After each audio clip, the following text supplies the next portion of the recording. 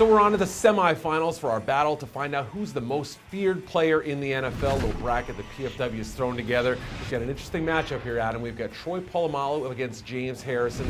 Two Steelers facing off in the semifinals, and we've got 5 categories to break them down. The first one being the most proven. Which guy has done it over the longest course of time in their NFL careers? I think you got to give it to Polamalu. Harrison's been a little uneven early in his career before he broke out.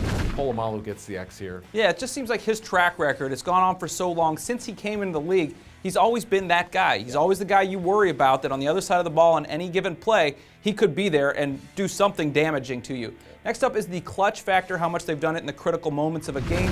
We gave the mark to James Harrison. I think at least I was thinking about the Super Bowl against the Cardinals and his long touchdown return.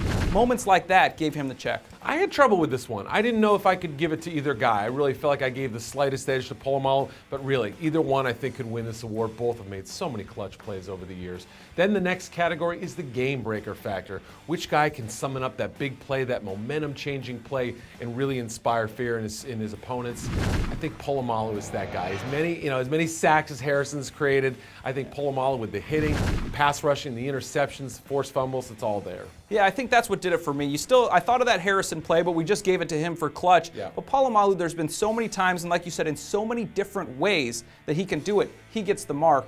Next up is strategy and game planning and how much a team has to worry about the other guy in coming up with that game plan.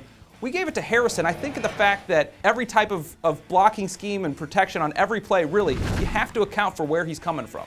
Even with Lamar Woodley on the other side, you almost never see him get single block, just a left tackle or anything like that. You certainly don't leave him to a running back or a tight end. Can't do it. Yeah, you either slide protection or use double blocking on that guy. So even though Polamalu lining up all over, I still think Harrison gets the edge. Our final category is the nasty factor, okay? And you could argue, even Polamalu being soft-spoken, both of these guys are super nasty. I think Harrison just gets the slightest edge. He's pretty mean. I feel like the nasty factor should just be called the Harrison factor because that's what it is. I mean, he scares me through a television. Just watching him, hearing him talk, watching him play, whatever it does, he frightens me. So I think that being the deciding factor in this category really sets up perfect for Harrison to advance to our final.